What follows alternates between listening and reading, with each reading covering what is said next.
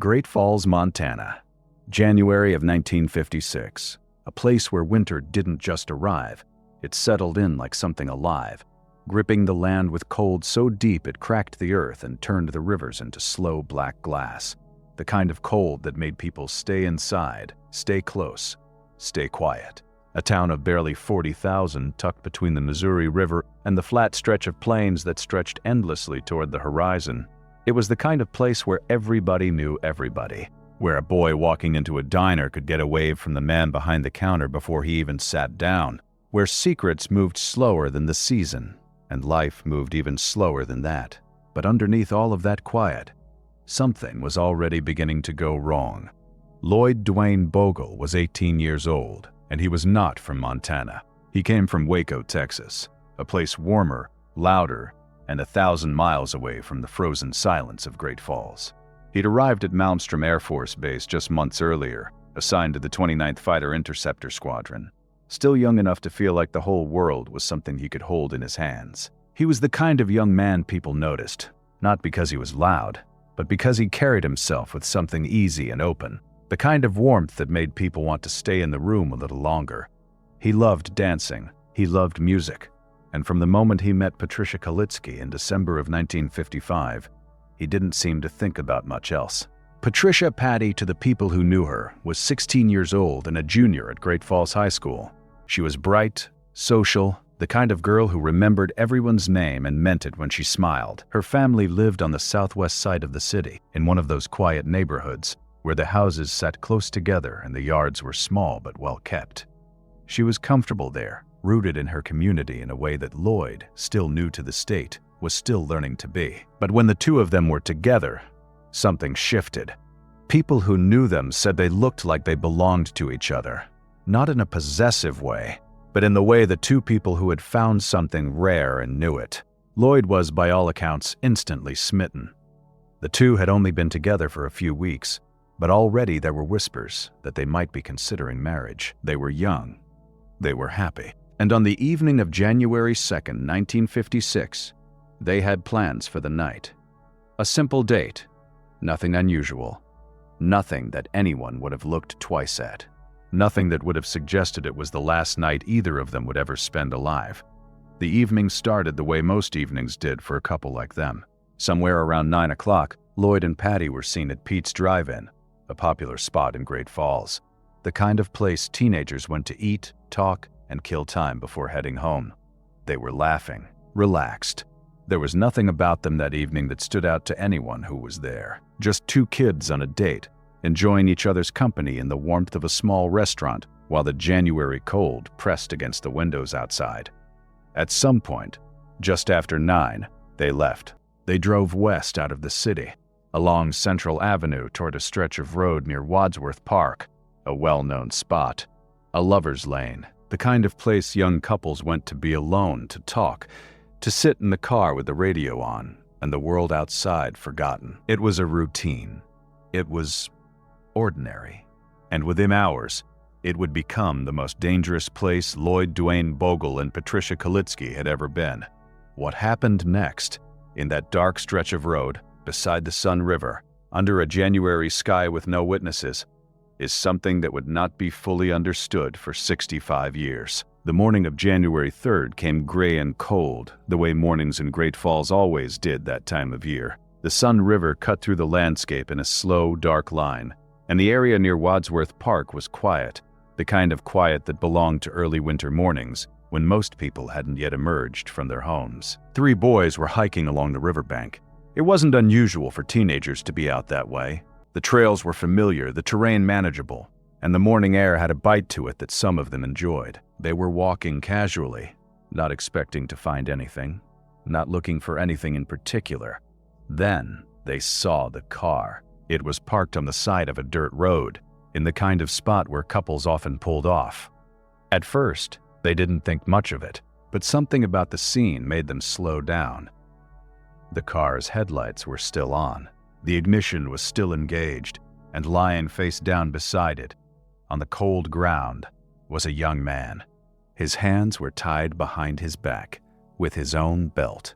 The boys didn't need to get closer.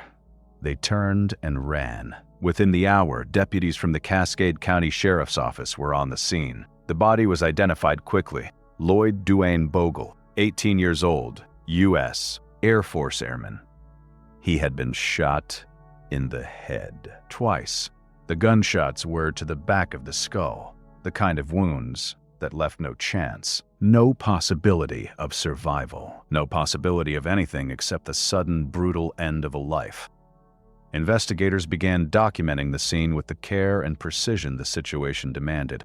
What they found, even in those first hours, carried a weight that would linger for decades. The car's ignition was still on, the headlights still burning, the radio still playing, as if the night had simply paused and never resumed. Inside, nothing had been taken. Money sat in the glove compartment. A camera, an expensive one, rested on the seat, untouched. Whoever had done this had not come for Lloyd's belongings. This was not a robbery, and somewhere at that exact moment, Patricia Kalitzke was still missing. The families were contacted that morning. The news hit the way it always does in a town that size, like a crack running through glass, spreading fast and reaching every corner before anyone could stop it. Lloyd's family, still in Texas, were informed by phone. Patty's family, just miles away, learned in person from officers who knocked on the door of their home on the southwest side of the city. For a few hours, maybe less, there was still hope. Patty had not been found. She had not been seen, and in the absence of any evidence to the contrary, the mind reaches for the most bearable explanation. Perhaps she had gotten out of the car. Perhaps she had run. Perhaps she was somewhere nearby, cold and scared but alive. That hope lasted less than 24 hours. The next afternoon, January 4th, a county road worker was driving along Vineyard Road, a gravel stretch north of Great Falls, winding through an area of uneven terrain and low embankments. He almost didn't see her. Patricia Kalitzke's body was found at the bottom of a 20-foot drop off the side of the road, in a shallow depression where the ground fell away sharply. She had been shot in the head, the same as Lloyd. But the violence hadn't stopped there. Autopsy photos and the medical examiner's report would later reveal something that investigators initially downplayed: multiple blunt force trauma injuries consistent with a struggle, and evidence of sexual assault.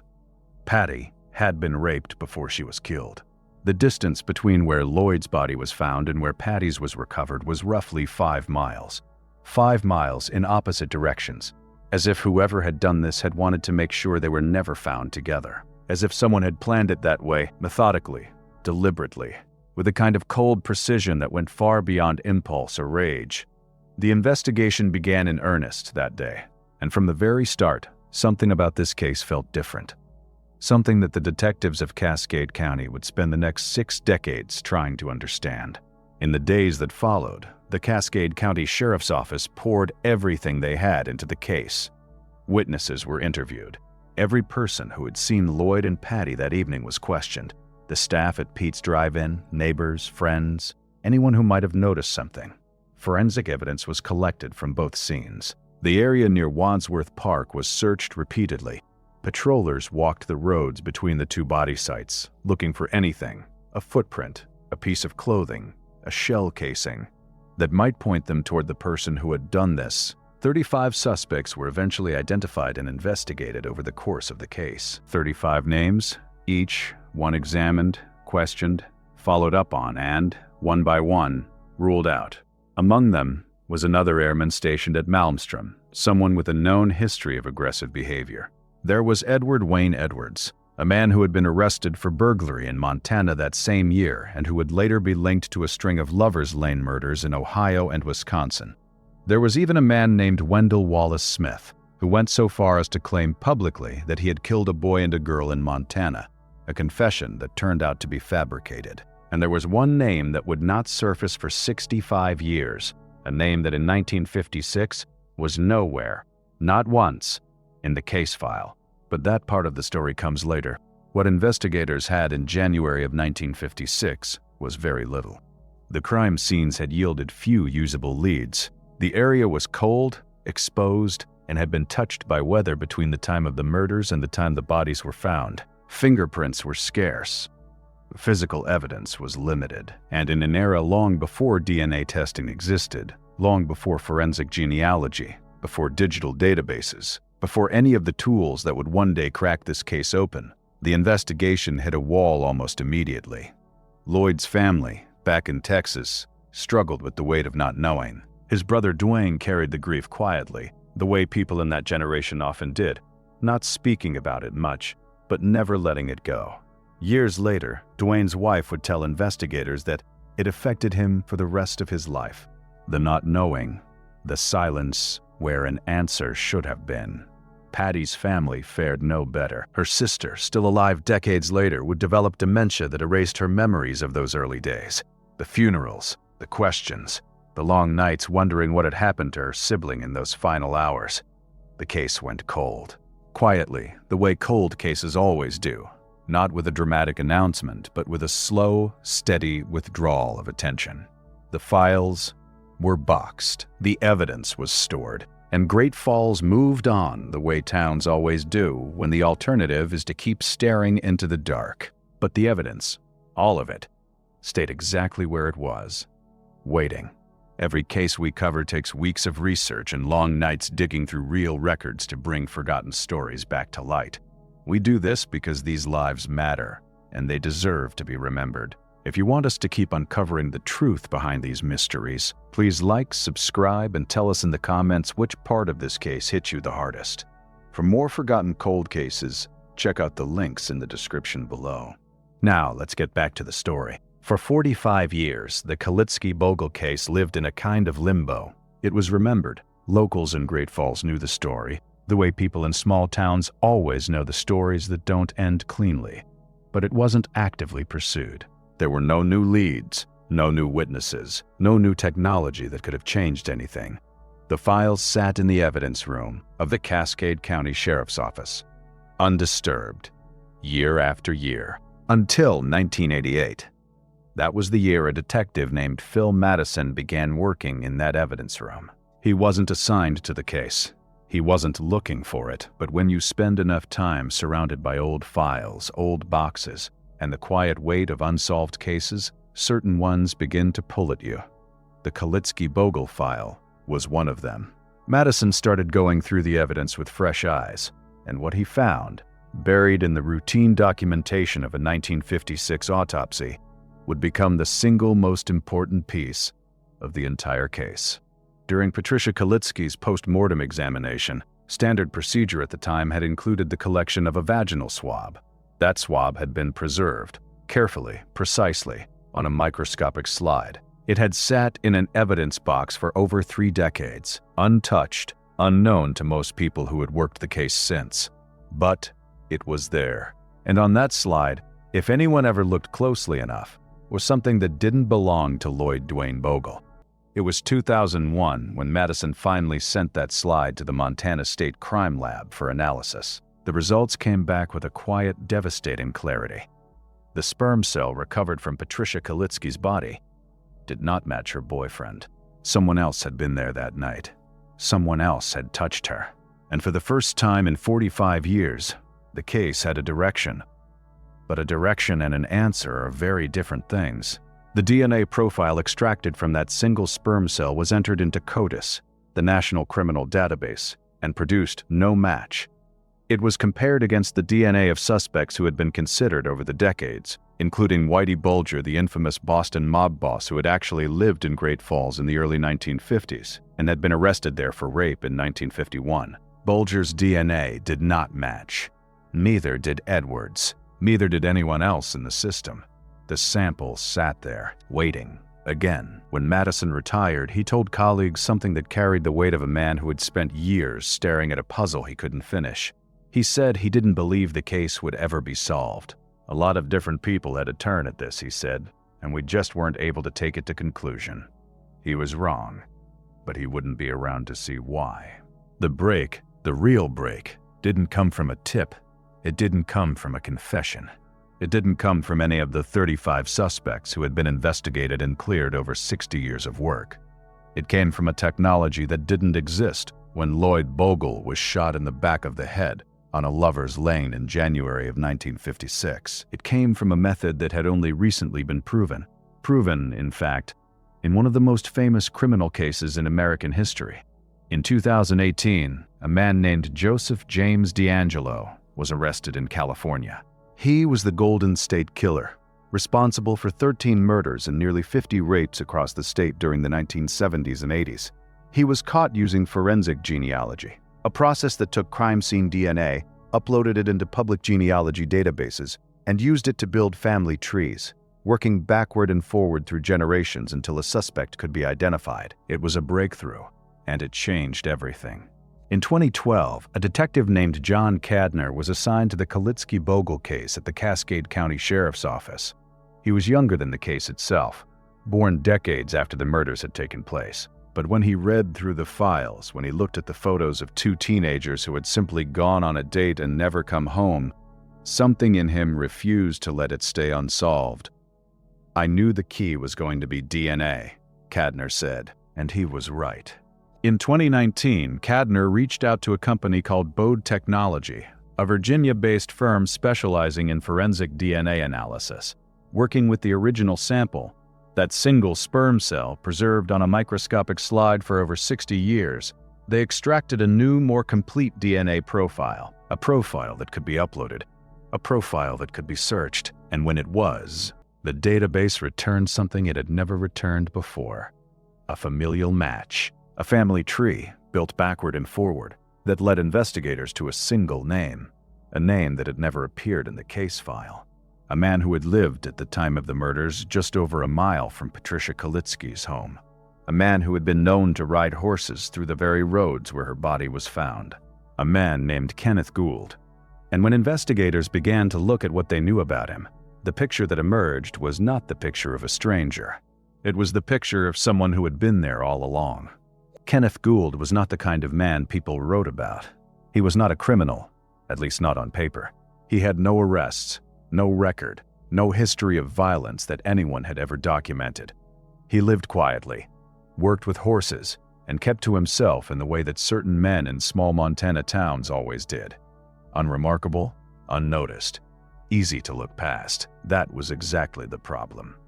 In 1956, Gould was 29 years old. He was a husband and a father, living with his family in a home just over a mile from where Patricia Kalitzke had grown up. Not across town, not in a different neighborhood. A mile, close enough to have passed her on the street, close enough to have seen her walking home from school, close enough to know the roads she traveled, the places she went, the rhythms of her daily life. And Gould knew those roads well. He was known in the area for riding horses, not just through the town, but along the back roads, the gravel stretches, the quiet stretches of land that most people didn't walk unless they had a reason to, including Vineyard Road, the same road where Patricia Kalitzke's body would be found, dumped at the bottom of a 20-foot embankment, 5 miles from where her boyfriend had been left dead. Gould rode through that area regularly. He knew the terrain. He knew where the roads curved and where the ground dropped away and where a person could disappear without being seen. But none of that mattered in 1956, because no one was looking at him. His name was nowhere in the case file. Not once. In 60 years of investigation, across 35 suspects, hundreds of interviews, and decades of dead ends, Kenneth Gould had never been questioned, never been considered, never so much as glanced at by a single detective who worked the case. There was no known connection between Gould and either victim. No shared friends, no mutual acquaintances that investigators had found. No motive that anyone could point to and say, this is why. He was a man who existed on the edges of the story, physically close but invisible to the investigation in every way that mattered. And then there was one detail, small, quiet, the kind of thing that doesn't mean anything on its own, that investigators noted when they finally began to examine Gould's life more closely. When he was 25 years old, Kenneth Gould had married a girl who was 16, the same age as Patricia Kalitzke when she was murdered. The DNA match had given investigators a name, but a name, when it belongs to a dead man, is not the same as proof. Kenneth Gould had died in 2007 at the age of 79 in Oregon County, Missouri. and his body had been cremated. There was no way to confirm directly that the DNA recovered from Patricia Kalitzke's body in 1956 belonged to him. The only way to prove it, or disprove it, was to go to his family. Detective Sergeant John Cadner made that call. It was not an easy one.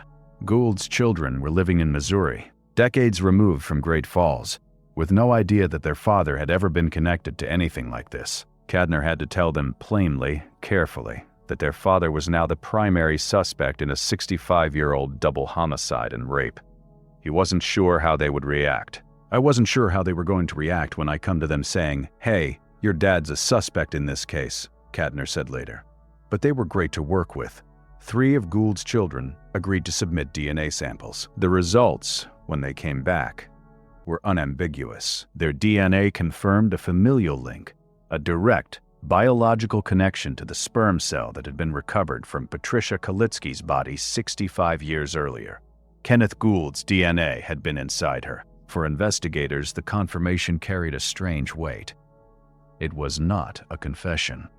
It was not a trial. It was not the kind of dramatic public moment of justice that crime stories usually end with. It was quieter than that. A lab result, a familial match, a number on a screen that told them something they could not unknow.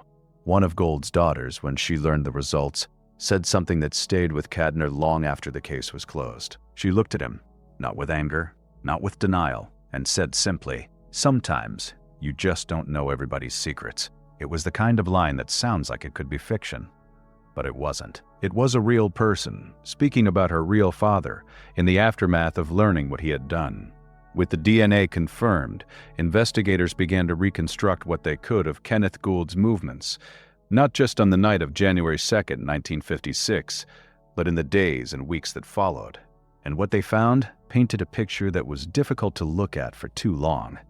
Just over a month after the murders, before the investigation had even begun to cool, Gould sold the family property near Great Falls. He moved his wife and children first to a small town called Tracy, southeast of the city. Then, by July of that year, they had relocated again to Geraldine, further from the city still. Then Hamilton, and in 1967 they left Montana entirely, moving to Alton, in Oregon County, Missouri. They never came back, not once. Not to visit, not to see family, not for any reason. Gould severed his connection to Great Falls like a man cutting a rope he no longer wanted to hold. Quietly, completely, and without looking back. Cadner noted something else in the records. After the murders, there was no known criminal activity involving Gould. Anywhere. No arrests in Missouri. No complaints. No incidents that would have drawn attention to him again. His team searched for unsolved homicides in every location where Gould had lived. At every time he had lived there, they found nothing. Whether that meant he had never done something like this again, or simply that he had never been caught, was a question no one could answer. There were other details, smaller ones, that investigators cataloged as they closed the file. In 1983, 33 years after the murders, authorities had actually cut down a 150-year-old cottonwood tree near the spot where Lloyd Bogle's body had been found. The reason was simple. They believed the bullet that had killed him might be embedded in the trunk. Sheriff Barry Michelotti had authorized the removal after years of discussion. The tree was cut. Bullets were recovered, but without a firearm to match them to. The evidence led nowhere. In the decades that followed, new detectives rotated through the case with the same quiet determination. Each one read the files. Each one walked the same roads. Each one felt the same frustration, the sense that the answer was somewhere in the silence, just beyond reach. But the silence never broke. Not until the DNA did. On June 8, 2001, the Cascade County Sheriff's Office held a press conference. It was not a large event. The room was quiet, the faces around it drawn with a mix of relief and something heavier, the weight of 65 years compressed into a single announcement. Detective Sergeant John Cadner stood before the microphones and told the world what they had found. Kenneth Gould, he said, was the most likely perpetrator in the murders of Lloyd Duane Bogle and Patricia Kalitzke.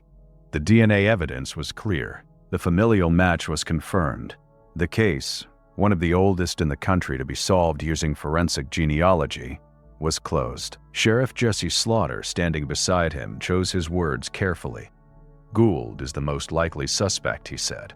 "But we can't say he's guilty, because he's deceased, and so are many other people associated with the case at the time." He paused. "This is as good as we're ever going to get on a case like this." It was an honest statement. It was also, in its own way, a deeply unsatisfying one. Because the truth is, and this is something that people who follow these cases know instinctively, there are cases that end with arrests, and there are cases that end with answers. This one ended somewhere in between. Cadner believed the sequence of events had unfolded something like this. On the night of January 2nd, 1956, Lloyd and Patty drove to the Lover's Lane near Wadsworth Park, the same spot young couples had been visiting for years. At some point, they were confronted. Lloyd was restrained, his hands tied behind his back with his own belt, and shot in the head. He died where he fell, face down beside the car, in the cold Montana night. Patty was taken. She was not killed at the scene. Instead, she was transported 5 miles to Vineyard Road, where she was assaulted and then murdered. The distance between the two sites suggested that whoever had done this had moved deliberately. There was a plan. There was a sequence. This was not a crime committed in a moment of blind rage.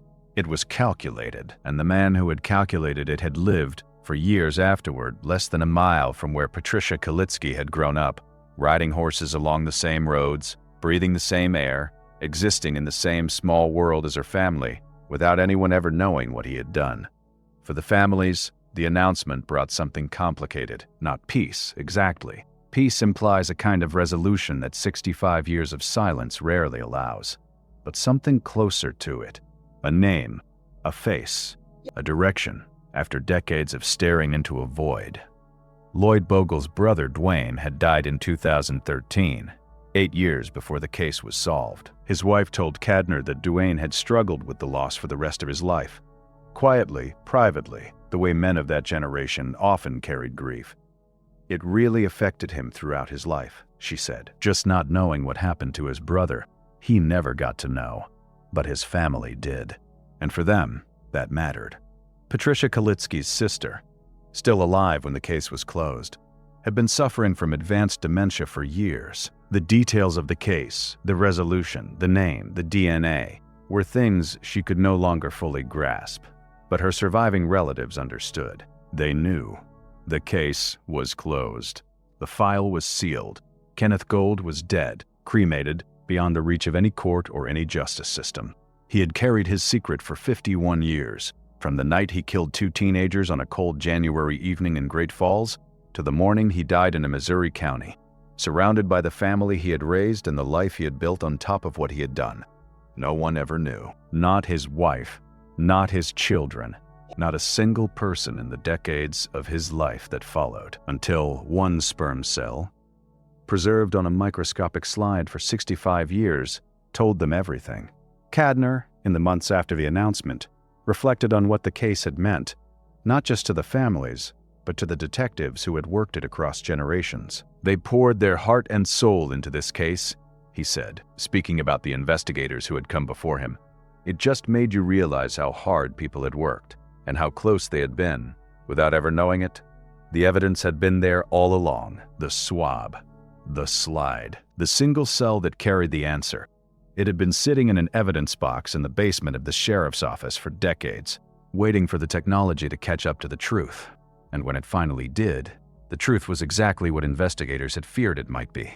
Not a mystery. In the end, not something complicated or hidden or unknowable. Just a man, a quiet, unremarkable man who lived down the road, who rode his horses along the same paths, who smiled at people in town and went home at night and kept a secret that no one, not his neighbors, not his family, not 65 years of law enforcement, had ever thought to look for. Detective Cadner said something near the end of the case that stayed with people who heard it. He was asked by a reporter whether he believed Kenneth Gould had acted alone, whether the murders had been the work of one person or whether there had been others involved. Cadner paused. Then he said, "Obviously, I can't put the gun in his hand, but when you put everything together, there's no doubt in my mind that he's the suspect. No doubt, but no gun in his hand either. No trial. No confession. No moment where the truth was spoken aloud in a courtroom, where a man looked into the eyes of the people he had destroyed and was made to answer for what he had done. That moment never came. It never will. But Lloyd Duane Bogle and Patricia Kalitzke, two teenagers who went on a date on a cold January night in 1956, who laughed at Pete's drive-in and drove toward a lover's lane with nothing but the rest of their lives ahead of them. Their names are no longer forgotten. Their story is no longer buried in a box in a basement. And the man who took everything from them, the man who rode his horses along Vineyard Road and sold his property and moved his family out of state and spent 51 years pretending the night never happened, that man has a name now too: Kenneth Gold. And Great Falls, 65 years later, finally knows exactly what he did.